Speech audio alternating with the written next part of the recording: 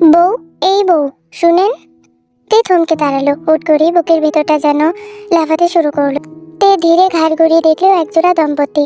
লুঙ্গি পরিহিত কালো হ্যাংলা পাতলা একটা ছেলে একটা মেয়ের পিছু পিছু ছুটছে। মেয়েটির পেট খানিকটা উঁচু। ছেলেটি মেয়েটিকে থামাতে চাইছে, তাই ডাকছে, আরে বউ, শুনুন না। মেয়েটি এমন ডাকে থমকালো, কটমট দৃষ্টিতে তাকিয়ে বলল, এভাবে জনসম্মুখে বউ ডাকো কে? মানুষে কি কইব? বউ পাগলা। ছেলেটি ঝকঝকে সাদা দাঁত বের করে চমৎকার হেসে বলল, কইলে কইল, তাতে আমার কি? মেয়েটি ছামটা মেরে বলল, এ আমার কি? সরো তো, এত ভালোবাসার শাশুড়ি থাকলে তো আর দেখাও না। তখন চুন থেকে পান কষলেই লাঠি ধরো। সরো সরো। নিহাত আমার বাচ্চার জন্য তোমার সংসার করছি, নয়তো আমি ঝামেলা করতাম না তোমার সংসার। আরে বউ, রাগ করে না, আমার বয়স হয়েছে, তুমি বুঝবা না তো কেডাই বুঝবো কও? হয়েছে হয়েছে, সরো। ডক্টর ম্যাডাম কি কইলো সেইটা কও। ডাক্তার ম্যাডাম কইছে মা বাচ্চা দুজনেই আল্লাহর রহমতে ভালো আছে। চলো বউ, আজ তোমারে হাজির দোকানে ফুচকা খাওয়ামো। রাগ ছাড়ো বউ। ও আমার বউ, সোনা, রাগ করে না। মেয়েটি এমন ঢংলা দেখে হেসে ফেলল। ছেলেটি মেয়েটির হাতে নিজের হাত দিয়ে ধরতেই মেয়েটি লজ্জায় মাথা নিচু করে পিলপিল করে স্বামীর পেছনে চলল। তে দেখলো এতক্ষণ ধরে এক দম্পতির ভালোবাসা, তবে বউ ডাক্তার কোথাও তো আঘাত করলো। বুকের ভেতর আবারও সেই চিনচিটে ব্যথা জানান দিল। চাইলেই সবকিছু ভোলা যায় না, সম্ভব না। কিছু কিছু মানুষ শত আঘাতের পরেও মনের কোণে জায়গা পেয়ে বসে, যেমন জাঙ্কুক। তে কি পেয়েছিল ওই মানুষটার কাছে? সেই তো শুরু থেকে জাঙ্কুকের প্রতি অসীম ভয়, তারপর হুট করেই বউ বউ ডাক, রাক্ষসী মানুষটার হুট করে তার প্রতি সদয় হওয়া, কেন যেন মেনে নিতে পারেনি তে। তাছাড়া জাঙ্কুক সম্পর্কে ওই বাড়িতে যা শুনেছে, তাতে জাঙ্কুক আর ভালোবাসা যেন দুই মেরুর দুই প্রান্ত, যা কখনো মিশা সম্ভব নয়। তারপর ইয়ঙ্গি আপুর মতো চোখ ঝলসে যাওয়া সুন্দরী সেই পুরুষটাকে ভালোবাসে। সেই মানুষটি কেন এমন সুন্দরী ছেড়ে তার মতো কাকতারুয়া পছন্দ করবে? এটা এই জীবনে আদৌ সম্ভব? তাছাড়া জাগরুক কখনো বলেনি ভালোবাসে, বলেছে শুধু চাই। কি অদ্ভুত বিষয়!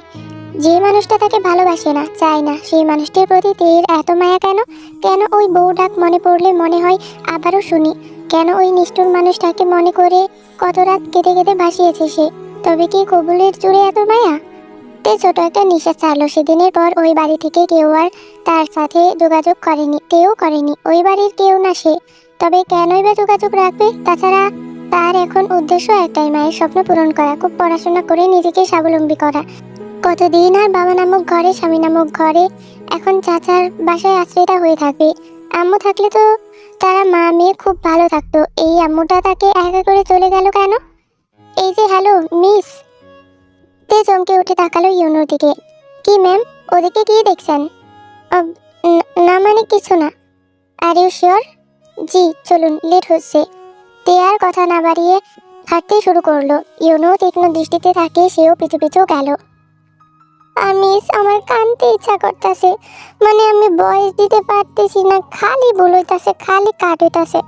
আমার অনেক কষ্ট লাগতেছে। আর মিস, এমনি ভাল লাগে না কিছু, তারপরে ভয়েস দিতাম, আমার অনেক ভুল হইতাছে আর কাট যাইতাছে, অনেক কষ্ট লাগতেছে। যাই হোক, কালকা তোমরা কন্ডিশন পূরণ করতেছো, বাট আমি দিতেছি না, কজ আমার নানু বাড়ির আমার চাচতো মামা মারা গিয়েছিল, তো ওইখানে গিয়েছিলাম, তো সারাদিন ওইখানেই ছিলাম, যার কারণে বুঝোই তো মনের অবস্থাও ভালো ছিল না, এখনো নাই। তাও তোমরা অনেকে অনেক বেশি বেশি কমেন্টস করতেছো, যার কারণে ভয়েস দিতে বসছিলাম, কিন্তু এত পরিমাণ ভুল হইতাছে আর অনেক পরিমাণ কাট যাইতেছে, আর ভালো লাগতেছে না। যাই হোক, দেখি নেক্সট ভয়েস দিই, কষ্ট করে হইলেও দিউন লাগবো, আমার ভাল লাগে না কিছু। আচ্ছা, তাহলে গল্পে ফিরি, চলো। ফুলতলি গ্রামের বাজার পেরিয়ে তখন গাড়ি চলছে পিচ ঢালা পথে। বাজার পেরিয়ে কিছুটা দূরেই মির্জা বাড়ি। চারদিকে তখন মাগরিবের আজান দিচ্ছে। তে চিন্তিত মুখে বসে আছে, না জানি কি হচ্ছে বাড়িতে। কাছের জানালা দিয়ে বাইরে উকি ঝুঁকি দিচ্ছে সে। এই মেয়ে, এভাবে মাথা বের করে উকি দিচ্ছ কেন?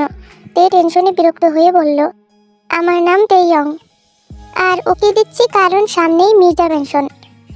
ইউনো ভ্রু কুঁচকে তাকালো, তুমি না বললে মির্জা বাড়ি, এখন আবার মেনশন হয়ে গেল?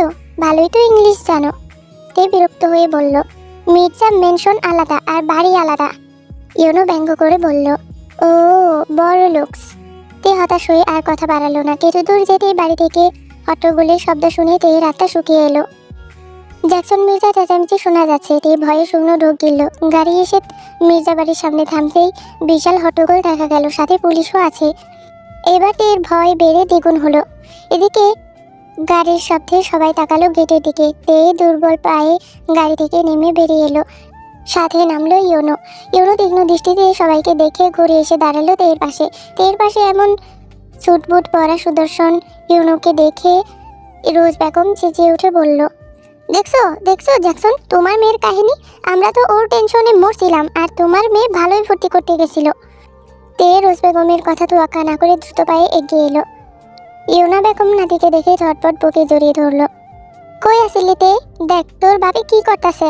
তে কিছু বলার আগেই জ্যাকসন বলল, কোথায় ছিলি? তোর চাচা তোরে কোথায় পাঠিয়েছিল? তে শক্ত কণ্ঠে বলল, আজ এত খোঁজ নিচ্ছেন কেন আব্বা? জ্যাকসন তের কথায় অবাক হলো। তে কখনো তার মুখের উপর কোনো কথা টু শব্দ পর্যন্ত করেনি। আজ মেয়ের সাহস দেখে অবাক হয়ে বলল, তুই আমার মেয়ে, তোর খোঁজ নিব না? তে তাচ্ছিল্য করে বলল, আমি আপনার মেয়ে বুঝি? জ্যাকসন কিছু বলার আগেই রোজ বেগম বলল, হাই হাই, দেখছো জ্যাকসন, এই বাড়িতে আইসা মুখে কেমন খই ফুটতাছে। তে বিরক্ত হলো। আজকাল তার বিরক্ত ভাবনা জলদি হানা দেয় মস্তিষ্কে। ইউনা বেগম চেঁচিয়ে বলল, শয়তান পুলা একখান জন্মাইছে আমার পেটে, নিজের বাইরে পুলিশে দেবার চাই। তুই নিখোঁজ ছিলি, তাই তোর বাপ পুলিশ নিয়ে আইছে। তে নামজনের দিকে এগিয়ে গেল। সরি চাচু, আসলে আমি বলে চাচুর হাতের দিকে তাকাতেই অবাক হয়ে গেল। হাতে হ্যান্ডকাপ পরানো চাচার দিকে তাকিয়ে চোখ ছলছল করে উঠল তার। চেঁচিয়ে বলল, ইন্সপেক্টর, আমার চাচুর হাতের বাঁধন খুলে দিন। এটা সম্ভব নয়, ওনাকে আগে থানায় নিয়ে যেতে হবে, তারপর আপনার বয়ান নিয়ে ওনাকে ছাড়া হবে। কেন? আপনার বাবা ওনার নামে এফআইআর দায়ের করেছে। আপনার নিখোঁজ হওয়ার পেছনে উনি দায়ী। আর আপনারা যাচাই বাছাই না করে চাচুকে ধরে রেখেছেন, তাই না? পুলিশের কাজ এখন যাচাই বাছাই না করেই গ্রেফতার করা। আমাকে আইন শেখাতে আসবেন না। আপনাদের আইন?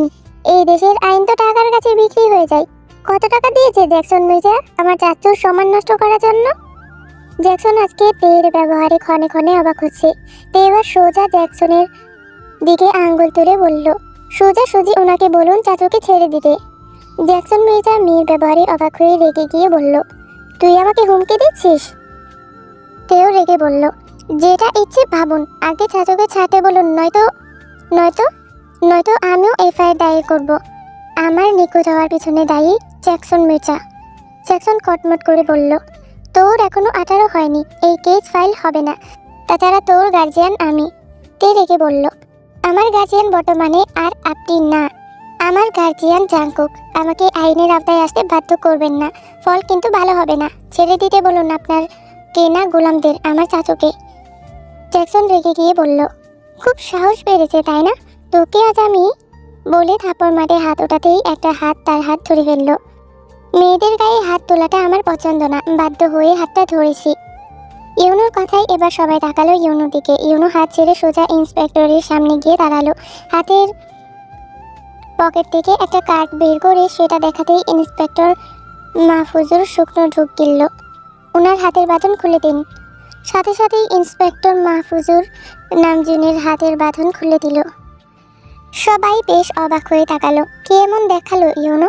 ইউনো এবার জ্যাকসন মির্জার মুখোমুখি দাঁড়িয়ে বলল, মেয়ে আল্লাহর রহমত, আর আজ আপনার মেয়ে আমাদের জন্য বিশেষ রহমত। তে অবাক হয়ে তাকিয়ে আছে ইউনোর দিকে। ইউনো জ্যাকসন মির্জা থেকে সরে অবলীলায় তের হাতটা ধরে নামজনের দিকে বাড়িয়ে দিল। নামজন অবাক হয়েই দেখল সবটা। ইউনো নামজনের দিকে তেকে এগিয়ে দিয়ে সবটা খুলে বলল, খুব সাহসী আপনাদের মেয়ে আঙ্কেল। আজ ওর জন্য আমার বোন বেঁচে গেল, নয়তো মাহিরের কিছু হলে আপুকে বাঁচানো সম্ভব হতো না। আর আমাদের বাড়িতে মেয়ে মানেই রহমত। অধিক ভালোবাসি বোনকে আমরা। আপনাদের এই উপকার আমরা সব সময় মনে রাখবো। আজ আসি তাহলে, এটা আমার কার্ড, যে কোনো প্রয়োজনে কল করবেন। বলে এই দিকে কিছুক্ষণ তাকিয়ে বেরিয়ে গেল। ইউনোর পেছনে পেছনে পুলিশও চলে গেল। আজকে অনেক বছর পর মায়ের বিশাল সুটকেস খুলে বসেছে তে। ছোটবেলায় মা বলতো, এই যে আমার আম্মা যান, আপনি যখন বড় হবেন তখন এই সুটকেসে যা আছে তার সবটাই হবে আপনার। ছোটতে মনে করতো এর মধ্যে হয়তো অনেক খেলনা বা চকলেট আছে, তাই তো সব সময় মায়ের কাছে বায়না করতো এটা খুলে দেওয়ার, কি আছে সে দেখবে এটাতে।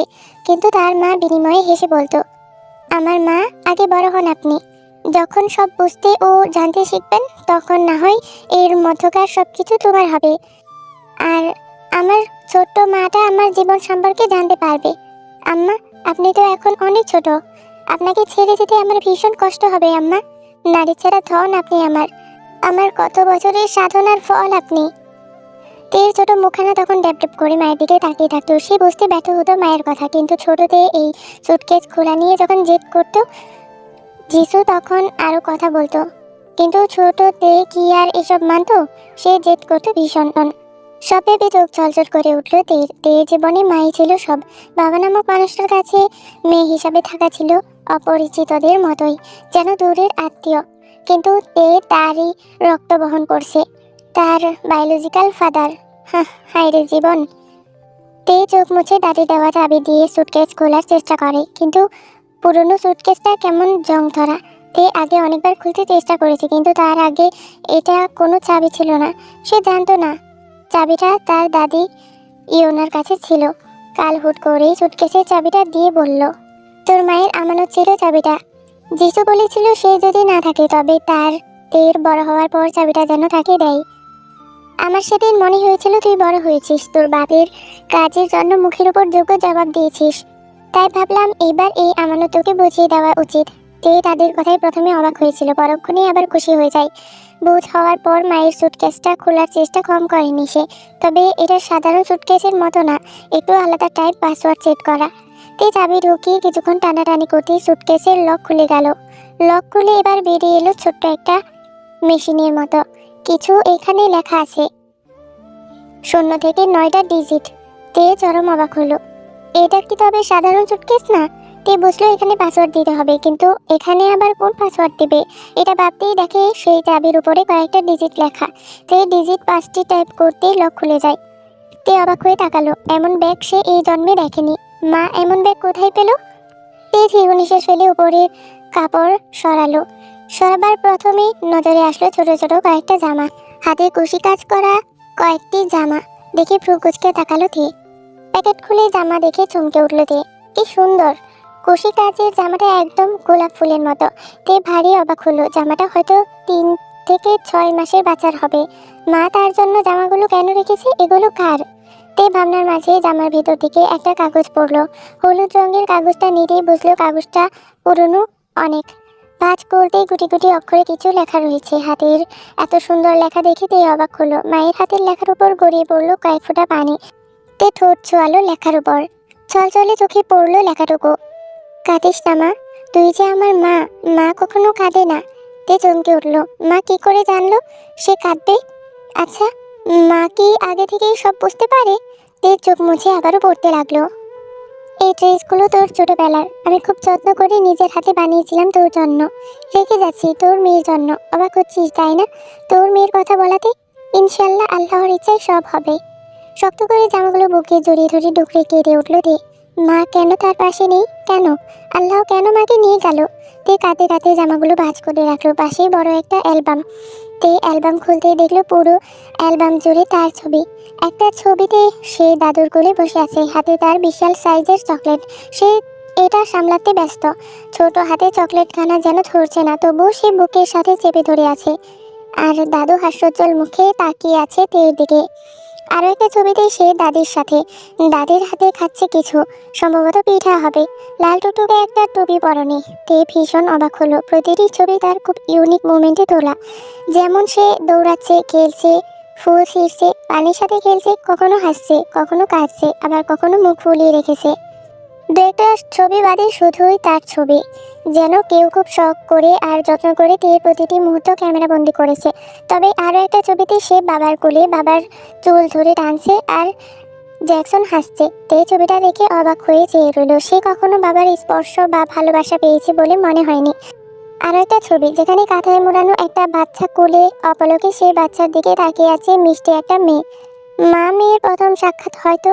তে যেন দেখলো প্রতিটি জীবন্ত ছবি, প্রায় 60-70টার বেশি ছবি ছিল। এরপর এক কোনায় দেখলো একটা বড় সাইজের ডায়েরি। তে কৌতূহল হয়ে ডায়েরি হাতে নিল। ডায়েরির নিচে কয়েকটা সুন্দর সুন্দর শাড়ি। তে বের করলো শাড়িগুলা। শাড়ির নিচে পুরানো কাগজের চিরকুট, তাতে লেখা মায়ের শাড়ি মেয়ে পরলে নাকি মেয়েরা বড় হয়ে যায়। আমার তে কি পরবে মায়ের শাড়ি? তে আবারও টুকরে উঠলো। সে পরবে, মায়ের শাড়ি পরবে সে। শাড়ির ঠিক নিচে একটা কাপড়ে আচ্ছাদিত কিছু একটা বের করে আনলো তে। কাপড়ের সরাতেই একটা ফটো ফ্রেম বেরিয়ে এলো। রঙিন ফটোতে অনেক মানুষ দেখলো তে। অবাক হয়েই দেখলো আভিজাত্য বাড়ির মতো মহল পেছনে। সেখানে চেয়ারে বসে আছে এক মধ্যবয়স্ক পুরুষ। পুরুষটির পাশে দাঁড়িয়ে আছে একজন রমণী। রমণীর পাশে অল্প বয়সী এক কন্যা। আর পুরুষটির কাঁধে হাত রেখে দাঁড়িয়ে আছে দুষ্ট হাসিতে একটা কিশোরী মেয়ে। আর নিচে বসে আছে একটা গম্ভীর মুখ ছেলে। তে খুঁটিয়ে খুঁটিয়ে দেখলো দুষ্ট হাসি মেয়েটাকে চিনে নিল তে। মা, হ্যাঁ তার মা। আর আর কাউকে তো চিনল না। আচ্ছা, এরা মায়ের পরিবার? মানে তার নানা নানু? তে ভাবলো সে তো শুনেছে তার মায়ের কেউ নেই, বাবা মা কেউ নেই। তবে এই ছবি। তে সাইডের জায়গা থেকে বের করলো একটা ফাইল। সেখানে রয়েছে কিছু কাগজপত্র। তে সেসব দেখলো না। তেমন করে রেখেই আবারও তাকালো ছবির দিকে। মায়ের কিশোরী বয়সের ছবির সাথে তার মিল শতাধিক। তপ্ত দুপুরে তে বিরক্ত হয়ে কলেজের মাঠে বসে আছে। সামনে বসে তখন থেকেই দাঁত কেলিয়ে হাসছে তুহা। তুহার হাসিতে তের বিরক্তকর ভাবটা আরো বাড়লো। কটমট করে বলল সে, হাসা বন্ধ কর। তুহা তবুও হেসে হেসে বলল, বেচারার জন্য আমার ভীষণ কষ্ট লাগছে তে। তে কটমট করে বলল, থামবি? আচ্ছা তে, তোর বিয়ের সাথে দেশ রসাতলে যাওয়ার সম্পর্ক হাসিব ভাই ব্যাখ্যা করলো না কেন? তে বিরক্ত চোখে চেয়ে তুহার সামনে থেকে হাঁটা ধরলো। এই মেয়ে এখন তাকে জ্বালিয়ে মারবে, অসহ্য। তুহা তের চলে যাওয়া দিকে হেসে ওর পিছু নিল। কিন্তু কিছুক্ষণ আগের ঘটনা মনে হতেই দমফাটা হাসি আসছে তার। তুহা আর তে ছোটবেলা থেকেই একসাথে পড়াশোনা করেছে। ছোটবেলা থেকেই দুজনে পাক্কা সখী। তেদের বাড়ি ছেড়ে কিছুটা ভেতরে তুহাদের বাসা। বাবা মা ভাই নিয়ে তার পরিবার। তুহার বাবার সবজির ব্যবসা আছে। ফুলতলি গ্রামের বাজারে তার বড় সবজির দোকান। তুহা হাস্যোজ্জ্বল একটা মেয়ে। সিরিয়াস মোমেন্টেও তার হাসা লাগে। তুহার ছোট ভাই তোহান ক্লাস 8-এ পড়ে। আর সে তের সাথে ইন্টার সেকেন্ড ইয়ারে পড়ে। যদিও তের প্রথম বর্ষ শহরের কলেজে গেছে, এরপর ট্রান্সফার হয়ে ফুলতলি গ্রামের কলেজে ভর্তি করেছে তার বড় চাচা। সকাল সকাল কলেজে আসতেই ফুল হাতে নিয়ে কোথা থেকে ছুটে আসে একজন ছেলে। এই যে চুলকন্যা কেশুবতী, আমার ভালোবাসা গ্রহণ করুন। তে বিরক্ত হয়ে তাকালো। কি সমস্যা আপনার ভাইয়া? ছেলেটি বিস্ময় প্রকাশ করে বলল, ভাইয়া? আরে ভাইয়া না, সাইয়া বলো। তে এবার চরম বিরক্তি নিয়ে বলল, আপনাকে কতবার বলবো আমি বিবাহিত? আর আমি তোমাকে কতবার বলবো কেশুবতী কন্যা, আমি তোমার এই মিথ্যা গ্রহণ করছি না।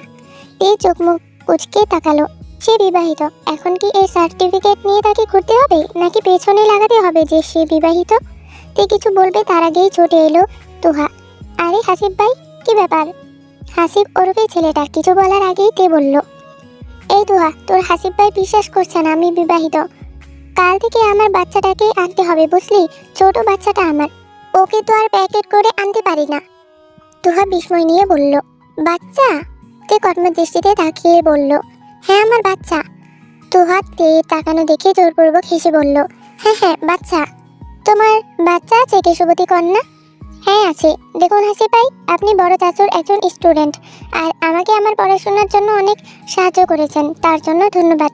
কিন্তু প্লিজ এসব বলে আমাকে অস্বস্তিতে ফেলবেন না।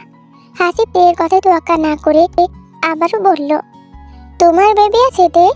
তে তাকালো হাসিবের সহজ সরল মুখের দিকে। ছেলেটা খুব সাধারণ আর সহজ সরল। সেদিন মাহিরকে হসপিটালে ভর্তি করানোর সময় তের খোলা চুল দেখে নাকি প্রেমে পড়েছে। হাসিবের এই অদ্ভুতভাবে প্রেমে পড়ার ব্যাপারটা সত্যিই অদ্ভুত। তে হাসিবের কথাই স্বাভাবিকভাবেই বলল, না নেই, কিন্তু আমি বিবাহিত, এটাই সত্যি হাসিব ভাই। হাসিব প্রতি উত্তরে হাসলো। ভালোবাসো খুব, তাই না?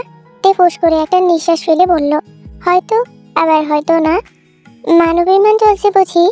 তে আবার হাসলো। জাঙ্কুক নামক মানবটির সাথে তার মানবিমানের সম্পর্ক কখনো ছিল না, আর না কখনো হবে। শুধু নামমাত্র একটা সম্পর্ক তাদের। হাসিব আবারও বলল, তুমি খুব ভালো একটা মেয়ে তেইয়ং। আমি অনেক মেয়েকেই দেখেছি, তবে আজকালকার মতো নেকা মেয়েদের মতো লাগেনি তোমায়।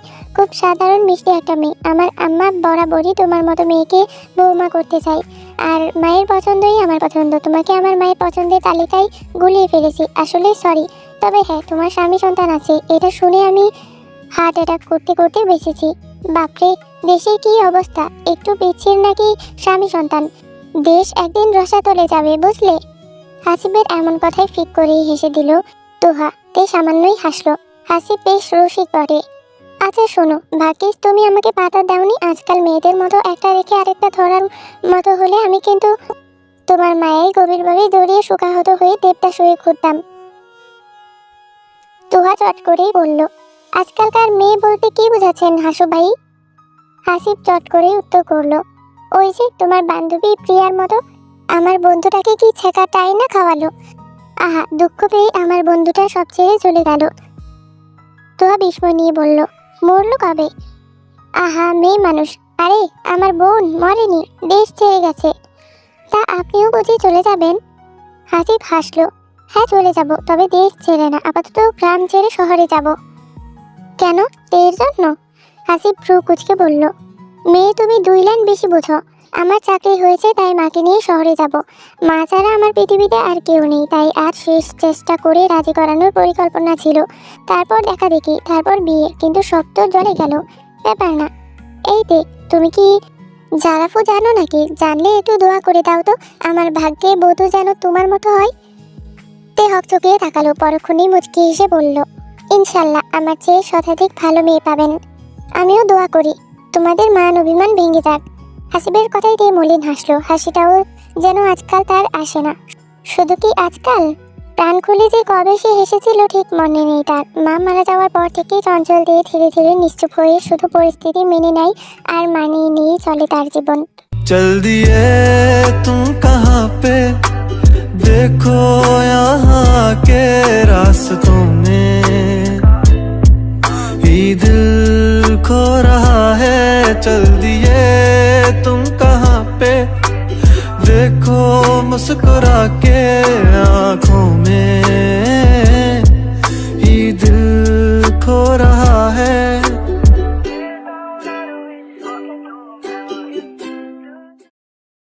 রক্তাক্ত অবস্থায় নিতর দেহখানা দেখে থমকে গেল তে। চারদিকে তখন শোরগোল, আশেপাশে সবাই তাকিয়ে আছে। এমন খবর শুধু নিউজেই শুনেছে তে, বাস্তবে সচক্ষে কোনোদিন দেখবে ভাবেনি সে। পড়ে থাকা নিথর দিয়ে ওঠা একটা লাশ, লাশ যার এখন আর পৃথিবীতে কোনো অস্তিত্ব নেই। তবে কি শুধু লাশ? একটা মেয়ের সব হারিয়ে যাওয়ার পর তার জীবনের শেষ নিঃশ্বাসটুকু কেড়ে নিয়েছে তারা, যাকে আমরা এক কথায় বলি ধর্ষণ। হসপিটাল নির্মাণের জন্য বরাদ্দকৃত জায়গায় পড়ে আছে একটা মেয়ের লাশ। সকালে কলেজে যাওয়ার পথে মানুষের শোরগোল শুনে যখন এদিকে আসলো, সর্বাঙ্গ কেঁপে উঠল তের। বিধ্বস্ত অবস্থায় এলোমেলো কাপড়ে আচ্ছাদিত একটা মেয়ে। তে দেখলো মরার পরেও এলোমেলো কাপড়ে মেয়েটার দিকে সবার দৃষ্টি কেমন প্রখর। তে চটপট নিজের হিজাব খুলে ওরা দিয়ে কোনো মতে ঢেকে দিল মেয়েটার অঙ্গ। মেয়েটার মুখ দেখা যাচ্ছে না, ঘন চুলে মুখখানা ঢাকা। যখন কয়েকটি মহিলা নার্স মেয়েটাকে উল্টালো, তারপর মুখটা দেখলো তে, আর দেখার সাথে সাথেই চমকে উঠলো তে। প্রিয়া! পৃথিবী ঘুরে উঠলো তে, থপ করে বসে পড়লো মাটিতে। প্রিয়া, সে তো তের ক্লাসমেট। তের চোখ থেকে টপটপিয়ে পানি পড়তে লাগলো। কতটা নির্মমভাবে যন্ত্রণা দিয়ে মারা হয়েছে তাকে। ঘটনাস্থলে তখনও পুলিশ আসেনি। রীতিমতো তারা দেরি করেই আসবে, কিন্তু পুলিশ আসার আগেই শ শ আওয়াজ তুলে প্রবেশ করলো দুটো গাড়ি। দুটো গাড়ি থেকে বেরিয়ে এলো সিউজন আর তার পুত্র ইয়নো। সিউজন হাতের গ্লাভস পরতে পরতে এগিয়ে গেলেন লাশের দিকে। পালস চেক করতেই বুঝলো মেয়েটির নিঃশ্বাস চলছে না। আনুমানিক রাতেই মারা গেছে মেয়েটি। আশেপাশে এই নিয়ে চলছে তুমুল কথোপকথন। এর মাঝে একজন মহিলা আর একজন পুরুষ কাঁদতে কাঁদতে ছুটে এসে হাউমাউ করে কাঁদতে লাগলো। দুজনের আহাজারিতে ভারী হয়ে উঠল পরিবেশ। তাদের ভাষ্যমতে কাল কলেজ থেকে আর ফিরে আসেনি তাদের মেয়ে। পুলিশের কাছে অভিযোগ করতে গিয়েছিলেন, কিন্তু 24 ঘন্টা না হলে তারা কোনো অ্যাকশন নিতে পারবেন না বলে জানিয়েছেন। এর মাঝে পুলিশ হাজির হলো। সিউজন পুলিশের সাথে কথা বলছেন, তবে পুলিশের মাঝে তেমন কোনো ভাবাবেগ নেই। তারা যেন নিত্যদিন এসবে অভ্যস্ত। তে একজনে তাকিয়ে দেখলো লাশটাকে, বুক কেঁপে উঠলো তার। প্রিয়া মেয়েটি ছিল খুব চঞ্চল। তে উঠে লাশের কাছে প্রিয়ার মা বাবার কাছে যাওয়ার জন্য পা বাড়াতেই একটা পুরুষালী শক্ত হাত তার হাতটা ধরে ফেলল। তে পেছনে ফিরে তাকাতেই নজরে এলো দাড়ি মুছ আর পাগড়িতে আবৃত একজন মানুষ। পরনে তার সাদা ঢিলেঢালা কাবলি সেট। দেখতে ওই হিন্দি সিরিয়ালের গুজরাটি সাজের মানুষের মতন হলেও মুসলমান হওয়ায় কাবলি পড়েছে। সুটামদেহী লম্বাটে পুরুষটি ধূসর রঙের চোখ জোড়া তাকে শাসাচ্ছে না যেতে। তে দীর্ঘ নিঃশ্বাস ফেলে হাত ছাড়িয়ে কলেজ ব্যাগ বুকে চেপে ধরে ঠায় দাঁড়িয়ে রইল। ঠিক তার পেছনে দাঁড়িয়ে আছে মজনু মিয়া নামক একজন পালোয়ান, যাকে চাচু কোথা থেকে তুলে এনে যেন বডিগার্ড করে রেখেছে কয়েকদিন যাবৎ হলো। হসপিটালের জমিটা তের সহমতে হসপিটালে তৈরির জন্য কাগজে কলমে লিখে দিয়েছে তে, জানে না কিভাবে, কিন্তু ইউনো সকল প্রকার ফর্মালিটি পূরণ করে জমিটার সকল কাগজপত্র ঠিকঠাক করে তেয়ের সই নিয়েছে। এতে জ্যাকসন মির্জা অনেক ঝামেলা সৃষ্টি করলেও তেয়ের বর্তমান গার্ডিয়ান না হওয়ায় আইনত দিক থেকে তিনি কোনো স্টেপ নিতে পারেননি। তবে তেয়ের প্রতি তার আক্রোশ প্রকাশ করেছে। জ্যাকসন মির্জা ওই জমির জন্য টাকা নিয়েছেন পাশের গ্রামের আজাবউদ্দিনের থেকে। ওই জমিতে তারা নাকি মল করবে। ফুলতলি গ্রাম আর 5টা গ্রাম থেকে উন্নত হওয়ায় এখানে ব্যবসা ভালো হতো, কিন্তু গ্রামে মলের চেয়ে জরুরি চিকিৎসা। তাই বড় বড় মন্ত্রীদের সাথে মিটিংও চলে কয়েকদিন যাবৎ। সবাই তখন মল নির্মাণের জন্য সহমত দেয়, কারণ এতে তাদের ইনকাম আছে। কিন্তু হুট করেই আবার সবাই হসপিটাল নির্মাণের জন্য সহমত দেয়। এতেই গর্জে ওঠেন জ্যাকসন মির্জা আর আজাবউদ্দিন জ্যাকসন মির্জাকে হুমকি অবধি দেয় তার টাকা সুদে আসলে ফেরত দেওয়ার জন্য, নয়তো তিনি কাউকে ছাড়বেন না। এর ঠিক 2 দিন পর রাস্তা পার হওয়ার সময় তেকে মারার উদ্দেশ্যে ট্রাক পাঠানো হয়। তবে সেদিন তে ভাগ্যের জোরে বেঁচে গিয়েছিল। সেদিন নামজুন তুমুল কথা শুনিয়েছিল জ্যাকসনকে। তার ধারণা সেই তেকে মারতে চাইছে। তবে জ্যাকসন সবটা শুনে বলেছিল ওরা তেকে মেরে ফেলতে 2 বারও ভাববে না, কারণ জমিটা ওদের চাই।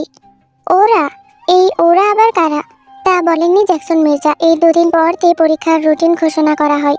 কেউ তাকে বাইরে একা বের হতে দিতে চাইছে না, কিন্তু পরীক্ষা আর তের জেদের কাছে হার মেনে বন্ধুর পরামর্শে মজনু নামক একজন পালোয়ানকে তেকে কলেজে নিয়ে আসা যাওয়ার জন্য রাখা হয়। তে না যাইতেও রাজি হয়েছে।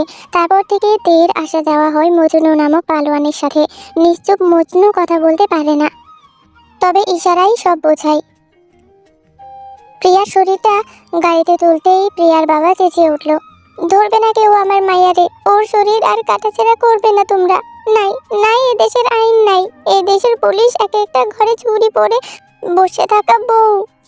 আমি কতই না কইলাম রে স্যার, আমার মায়াডারে খুঁজে দেন, তখন খুঁজলেই আমার মায়াটা বেঁচে থাকতো। তে বাবা মায়ের এমন আহাজারি কান্না দেখে মজনুকে উপেক্ষা করে এগিয়ে গেল তাদের কাছে। আঙ্কেল, আপনারা কি কাউকে সন্দেহ করছেন? এখন আর কইয়া কি হইব? মানে আপনি জানেন এসব কে করেছে? মই জানি না, তো এই প্রিয়া কইছিল চেয়ারম্যানের পোলা উড়ে বাজে বাজে কথা কয়। আমি বিচার নিয়ে গেছিলাম চেয়ারম্যানের কাছে, তাই হ্যার পোলা আমার হুমকি দিয়েছিল। কি বলেছিল? কইছিল।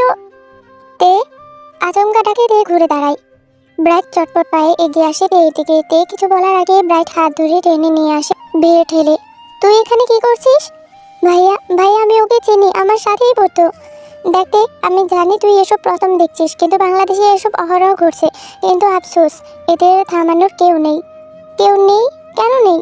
চেয়ারম্যানের ছেলে চরিত্র সম্পর্কে সবাই কম বেশি জানে, তবে পার্শ্ববর্তী গ্রাম ওটাতে। তাছাড়া আজাবউদ্দিনের ভাই নাকি কোন মন্ত্রী। তো তুই পাওয়ারের খেলা বুঝবি না তে। এই পাওয়ার ক্ষমতা একটা মেয়ের জীবন শেষ করে দিল ভাইয়া। ব্রাইট কিছু বলার আগেই হুড় করে প্রবেশ করলো একটা গাড়ি। আজাবউদ্দিন গাড়ি থেকে নেমে পুলিশের সাথে কথা বলতে এগিয়ে গেল। ব্রাইটের ফোনে কল আসায় ব্রাইট কল ধরে কথা বলতে কিছুটা দূরে সরে গেল। এদিকে আজাবউদ্দিন এলো মিনিট 2 পর আহাজারি করতে থাকা অসহায় বাপ মায়ের দিকে। আহা আব্বাস, এইটা কি হইল? কোন শয়তানি এই কাজটা করলো? আব্বাসের চোখে তখন এক অসহায়তা ঘেরা। তে দেখলো সেই অসহায় চোখের পানি। আজাবউদ্দিন ফিসফিসে আরো কিছু বলল, তাতেই আব্বাসের চোখে ভয়ের আভাস টের পেল তে। কান্নারত ভয়ের তো মুখটা অসহায়ের মতো দেখলো। তে দেখার মাঝেই মনে হলো কেউ ওর মাথা সহ শরীরে কিছু পেঁচিয়ে দিল। চমকে উঠে তাকালো নিচের দিকে। কালো একটা হিজাব ওড়নার মতো পেঁচিয়ে দিল কেউ। তে চট করেই পাশে তাকালো। মজনু মিয়া নামক সুঠাম দেখে লম্বাটে পুরুষ তার পাশে দাঁড়িয়ে আছে। ধূসর চোখ জোড়া বোঝাচ্ছে কিছু, যার অর্থ এখন আমাদের বাসায় যাওয়া উচিত। ইশারায় বোঝালেও তাই। তে অবাক হয়, সে কিভাবে এই চোখের ভাষা বুঝতে পারে? ইশারায় বোঝানোর আগেই চোখ যেন কথা বলে তার। তে দীর্ঘ নিঃশ্বাস ফেলে বলল, এই হিজাব কোথায় পেলেন? পুরুষটি উত্তর করলো না, বরং ভাবলেশীনভাবে তাকালো তের মুখের দিকে। কালো হিজাব ওড়নার মতো মাথায় পরিহিত মাস্কের আড়ালে মুখখানা দেখা না গেলেও সে তাকিয়ে আছে। হালকা এলোমেলো চুলগুলো ছাড়িয়ে আছে মুখের উপর। কান্নার ফলে ভেজা ঘন পাপড়িগুলো চোখের সৌন্দর্য অদ্ভুতভাবেই বাড়িয়েছে। গরমের কারণে কপালে বিন্দু বিন্দু খামগুলো মুক্তোর মতো ঝকঝক করছে। মজনু মিয়াকে উত্তর করতে না দেখে তে তাকালো মজনু মিয়ার দিকে। এইভাবে তাকিয়ে থাকতে দেখে কিছুটা অস্বস্তি নিয়ে বলল, কি হলো লিখুন? মজনু লিখল না, বরং আগের মতোই তাকিয়ে থাকতে দেখে তে কি মনে করে চট করেই বলল, আমি বিবাহিত। মজনু তবুও কোনো ভাবাবেগ নেই। তে এবার কিছুটা অস্বস্তি আর বিরক্ত হয়ে ফিরে তাকালো আব্বাসের দিকে। তে এগিয়ে গেল আব্বাসের দিকে, সরাসরি বলল, চাচা চলুন, যার উপর আপনার সন্দেহ তার নামে এফআইআর দায়ের করবেন। আব্বাস চমকে উঠে তাকালো তের দিকে। তে ওনার চমকে ওঠা দেখে বলল, প্রিয়া আমার ক্লাসমেট ছিল চাচা, আমি চাই ধর্ষণকারীর কঠিন শাস্তি হোক। তিনি আবারও চমকালো, না না, আমি কোনো এফআইআর দায়ের করব না, আমার আরও একটা মাইয়া আছে।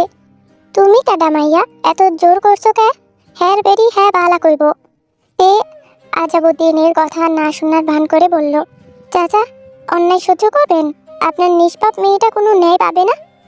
এই মাইয়া কেডা তুই? এত কথা কস কেন? এই বেটা, এই মাইয়া কেডা? পাশ থেকে কেউ একজন বলল, ফুলতলি গ্রামের চেয়ারম্যানের মাইয়া। খাড়াই আছেন যেই জমিটার উপরে, হেডা এই মাইয়ার।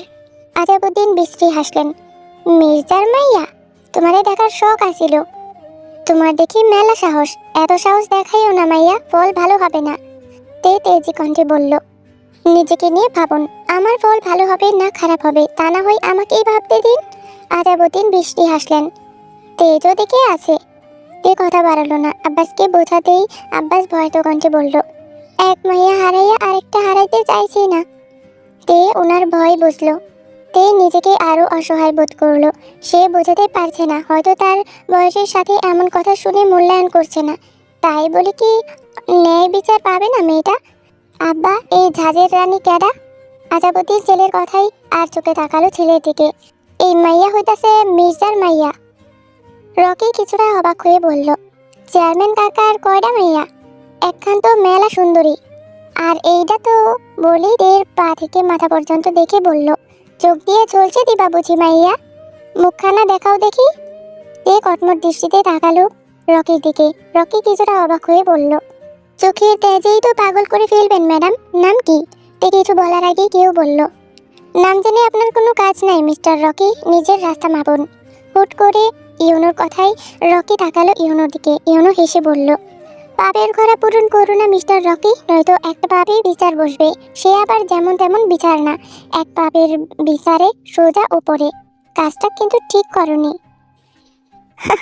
কোনো প্রমাণ নেই উকিল সাহেব। ইউনো হাসলো, কোথায় যেন শুনেছি রকি, বুঝলে, পিপিলিকার পাকা গজাই মরিবার তরে। আমি না হয় প্রমাণ ছাড়া বিচার করতে পারবো না, তবে সব আদালতে কিন্তু প্রমাণস্বরূপ কিছু কাগজও লাগে না মিস্টার রকি। কিছু আদালত প্রমাণ দেখে না, শুধু রায় ঘোষণা করে। ইউনো এবার তের উদ্দেশ্যে বলল, আপনি প্লিজ বাসায় যান, কাল সবটা ঠিক হয়ে যাবে। তে ইউনোর দিকে তাকালো। হুট করে এখন তাকে আপনি ডাকায় অবাক হলেও তোয়াক্কা করলো না তে। তে পায়ে হেঁটে চললো মজনুর দিকে। পেছনে ফিরে একবার আব্বাসের দিকে তাকিয়ে আবারও হাঁটতে লাগলো। তার তো কোনো ক্ষমতা নেই, থাকলে এক্ষুনি সবার সামনে কঠিন শাস্তি দিত ওই ধর্ষককে। এদিকে রকির ঠোঁটে খেলছে বাঁকা হাসি। মজনু তাকে এগিয়ে যেতে দেখে সে আর চোখে তাকালো ইউনোর দিকে। চোখে চোখে কথা হলো কি জানি। এরপর চুপচাপ ভদ্রলোকের মতো হেঁটে যেতে থাকলো তের পিছু পিছু। তে বাড়ি পৌঁছালো তখন সকাল গড়িয়ে দুপুর। অটো থেকে নেমে মির্জা বাড়ির গেট দিয়ে প্রবেশ করলো তে। নিস্তেজ শরীরটাকে কোনো মতে টেনে নিয়ে এলো সে। প্রিয়ার মৃতদেহটা এখনো চোখের সামনে ভাসছে। কিছু করতে না পারার অসহায়ত্ব ঘিরে ধরছে তাকে। এদিকে মজনু ওরফে জাঙ্কুক অটোর সাথে হেলান দিয়ে চুপচাপ তের যাওয়া দেখলো। পুরো রাস্তায় চুপচাপ নিশ্চুপ এক মরার মতোই বসেছিল তে। জাঙ্কুকের ইচ্ছে তো করছিল হাঁটিয়ে দুইটা লাগাতে। বেয়াদব বউ, যার মরার সে মরেছে, তাই বলে নিজে এমন দেবদাসী সেজে ঘোরার মানে কি? মনে হচ্ছে স্বামী মারা গেছে। হ্যাঁ, স্বামী মারা গেলেও এই বেয়াদব বউয়ের কি, এই বেয়াদব নারীর কিছুই যায় আসে না। বস। জাঙ্কুকের ভাবনার মাঝেই লিনের ডাক বিরক্ত করলো জাঙ্কুককে। সে উত্তর করলো না, সে শুধু দেখলো তের যাওয়া। লিন লুঙ্গি কোনো মতে সামনে বাইরে এসে বলল, বস কিছু মনে না করলে একটা কথা বলতাম। জাঙ্কুক দু হাত ভাঁজ করে এক নজর চোখ বুলালো লুঙ্গি আর শার্ট পরিহিত, মুখে মাস্ক পরা লিনের দিকে। বেচারার লুঙ্গি নামক জিনিসটা সামলাতে বেশ ব্যাগ পেতে হচ্ছে, তা বেশ বুঝতে পারলো জাঙ্কুক। লিন জাঙ্কুককে এভাবে তাকাতে দেখে বলল, বস মানে বলছিলাম এই লুঙ্গি আমার ইজ্জত হরণ করবে বস। গ্রামের মানুষ এখন উন্নত বস, আমি কি প্যান্ট পরতে পারি? জাঙ্কুক দেখলো কেমন করে লুঙ্গির গিট্টু ধরে আছে লিন। জাঙ্কুক সেদিকে তোয়াক্কা না করে বলল, নিচে আন্ডারওয়্যার পরিস কিন্তু, তোর ইজ্জত হরণ হলেও আমার কিছু করার নাই। লিন আহাম্মকের মতো তাকালো জাঙ্কুকের দিকে। পরক্ষণেই মনে হলো এটা জাঙ্কুক। এত সময় তার নাই অন্যের কথা ভাবার। আপাতত নিজের জন্য একটা ব্যবস্থা করা লাগবে। নিচে একটা হাফ প্যান্ট পরা লাগবে, যদিও আন্ডারওয়্যার পরাই আছে তবুও। লিনের ধারণা মতে যারা লুঙ্গি পরে তারা এক একটা জিনিয়াস। বাপরে, কেমনে সামলাই এই থান। লিন ভাবনা শেষে জাঙ্কুকের দিকে তাকালো। জাঙ্কুক তীক্ষ্ণ দৃষ্টিতে আবারও তাকালো মির্জা বাড়ির দিকে। পরক্ষণেই অটোতে বসতে বসতে বলল, সে বালের একটা বউ। লিন হক চকিয়ে তাকালো, মনে মনে ভাবলো, বালের বউ? হ্যাঁ, এই বালের বউ টুকু বউয়ের জন্যই তো এমন ছদ্মবেশে আসা। এই বউয়ের জন্যই নাকি জীবন জাঙ্কুক কখনো এমন ছদ্মবেশে আসবে। এটা তো কল্পনার বাহিরে। লিন অটোতে উঠে বসে তাকালো জাঙ্কুকের তীক্ষ্ণ দৃষ্টির দিকে। দাড়ি মুছে ঘেরা মুখখানা, কিন্তু চোখের চাউনি ভয়ঙ্কর শান্ত। লিন জাঙ্কুকের শক্ত চোখ মুখ দেখে বলল, বস, আজিজুদ্দিনের হাবভাব দেখে মনে হচ্ছিল তোর ভাবিকে ওর মনে ধরেছে, তাই তো? জাঙ্কুকের এমন জবাব শুনে গলা শুকিয়ে এলো লিনের। জাঙ্কুকের শান্ত কণ্ঠ কতটা ভয়ঙ্কর তা জানে সে। তে চলে আসার পর থেকে জাঙ্কুকের রাগ ভয়ঙ্কর রূপ ধারণ করেছে। সেদিন থেকে রেখে ফিরে গিয়ে দেখেছিল এক বিধ্বস্ত অবস্থা। রক্তাক্ত জাঙ্কুক পুরো বাসা তছনছ করে নিজের ক্ষতি করতেও থামেনি। পুরো হাত কেটে রক্তের বন্যা বয়ে গিয়েছিল। তাকে আটকাতে দুজন গার্ড গিয়েছিল, তাদের অবস্থাও ভয়াবহ খারাপ। জাঙ্কুকের রাগ জেদ ভয়ঙ্করভাবে প্রদর্শন হচ্ছিল সেদিন। বাড়ির কেউই সাহস করে এগিয়ে আসেনি। লিন যখন পৌঁছালো তখনও চলছিল জাঙ্কুকের ধ্বংসলীলা। বারবার আওড়াচ্ছিল একটা কথা, ভোগ, ভোগ মাই ফুড। এরপর যখন নিস্তেজ হয়ে এলো শরীর, তখন রক্তাক্ত অবস্থায় ফ্লোরে বসে পড়লো। চোখ মুখে তখনও ভয়ঙ্কর, চোখে যেন রক্ত এসে জমা বেঁধেছে। পুরো মুখ টকটকে লাল, হাত থেকে চুইয়ে চুইয়ে পড়া রক্তে ফ্লোর ভিজে গেছে। লিন সেদিন দেখেছিল জাঙ্কুকের ভয়ঙ্কর রাগ। বাপরে, 2 দিন হসপিটালে বেহুশ হয়েছিল, তবে হুঁশ ফিরতেই তাকে হসপিটালে রাখা আর সম্ভব হয়নি। এরপর না আর বাড়ি ফিরেছে, না কারোর সাথে যোগাযোগ করেছে, দাদির ফোন পর্যন্ত ধরেনি। এরপর থেকেই বাড়লো জাঙ্কুকের নিষ্ঠুরতা। এমনিতেই নিষ্ঠুর মানুষটা আরও নিষ্ঠুর হয়ে উঠল। শোন লিন, জাঙ্কুকের ডাকে ভাবনা থেকে বের হয়ে এলো লিন। কিছু বলার আগে জাঙ্কুক বলল, তোর ভাবির জন্য কালো বোরকার ব্যবস্থা করতো লিন, যেন চোখটাও না দেখা যায়। ওই চোখই সবকিছুর সর্বনাশের মূল। কালো বউ নিয়েও দেখি শান্তি নাই। ছে, কালো বউ বিয়ে করেও সবার নজর লাগে। শালার সব কয়টার নজর আমার কালো বউতেই আটকে কেন? লিন হকচকিয়ে কিছু না ভেবেই বলল, বস, ভাবি তো কালো না, শ্যামলা। শ্যামলা মেয়েরা কিন্তু ভয়ঙ্কর সুন্দর হয়, ঠিক ভাবির মতো। লিনের কথায় জাঙ্কুক তিরিক্ষি দৃষ্টিতে তাকালো লিনের দিকে। মা যোগ কর। লিন হতবাক হয়ে ড্যাপ ড্যাপ করে তাকালো জাঙ্কুকের দিকে।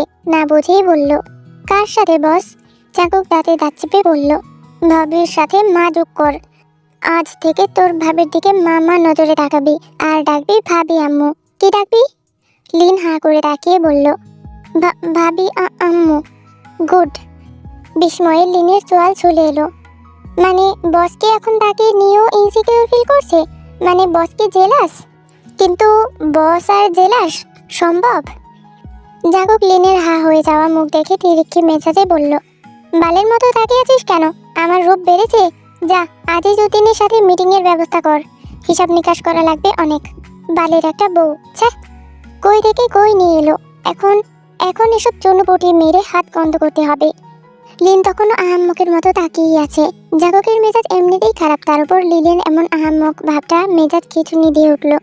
রেগে বলল, এখনই 2-1 গুলি মেরে বউ সহ সব কয়টাকেই দুনিয়া ছাড়া করতে ইচ্ছা করছে, কিন্তু ওই যে বালের একটা বউ, মারতেও পারা যায় না। এমন আদরের টাইপ বউকে আদর না করে মারা যায়? জাঙ্কুক বিরক্ত নিজের প্রতি। সে চায় না এই বউ তাকে প্রথম দিন থেকেই জ্বালাচ্ছে। প্রথম দিনের সেই ঘুমু ঘুমু ঢুলু ঢুলু ফোলা ফোলা চোখখানা আজকেও ভুলতে পারে না সে। সেদিন ওই ঘুমু ঘুমু মুখটার জন্যই তার হাত থেমে গিয়েছিল। টিপ টিপ হৃদয়যন্ত্র অচল হয়ে থমকে গিয়েছিল। সেদিন দেখেছিল এলোমেলো চুলে এলোকেশি কন্যা, নয়তো সেদিন সে সব উচ্ছেদ করেই যেত। জাঙ্কুক ভাবনা শেষে কিছু না বলে অটোরিকশা থেকে লিনকে টেনে বের করে বলল, দাঁড়িয়ে থাক এমন ভাবেই। লিন হকচকিয়ে ঝটপট পেছনে বসলো। আজকাল বসের সাথে থেকে কি যে হয়, না চাইতেও তার আহাম্মক ভাবটা চলে আসে। বসকে আজকাল তার নতুন নতুন লাগে। প্রেমে পড়লে বুঝি এমনই হয়? তো হে আমি পাখিরা নেও, অনেক কষ্ট কইরা আমি এতটুক ভয়েস দিছি। আমার কষ্টটা একটু বুঝো, কি যে কষ্ট লাগছে। আমার এই ভয়েসটা দিতে অনেক ভুল হয়েছে। মাঝখানে তো বলছি, যাই হোক কি কইতাম, গল্পটা কতটুক সুন্দর জায়গায় আসছে তোমরা বুঝতেই পারতেছো। আহা, জাঙ্কুকের কি পিয়ার মাইরি, কি যে পিয়ার ভাল লাগে, জাঙ্কুকের বকাগুলা সেই লাগে, বালের একটা বউছে। যাও গা, সামনে আরো বাকি আছে, অনেক সুন্দর সুন্দর কাহিনী দেখার লাগি প্রস্তুত হও। আর দোয়া করো যেন আমি সবসময় বানানির লাগি প্রস্তুত থাকি। যাই হোক, আজকের জন্য বিদায় নিচ্ছি, দেখা হবে নেক্সট পর্বে। তাহলে বিদায়, আল্লাহ হাফিজ, বাই বাই, সারাঙ্গেও দূর আজারা বিদায় কইতাম গেলাম কেলে, জাগা জায়গা, আল্লাহ হাফিজ, বাই বাই, সারাঙ্গেও, ভালো থেকো তোমরা সবাই, টাটা।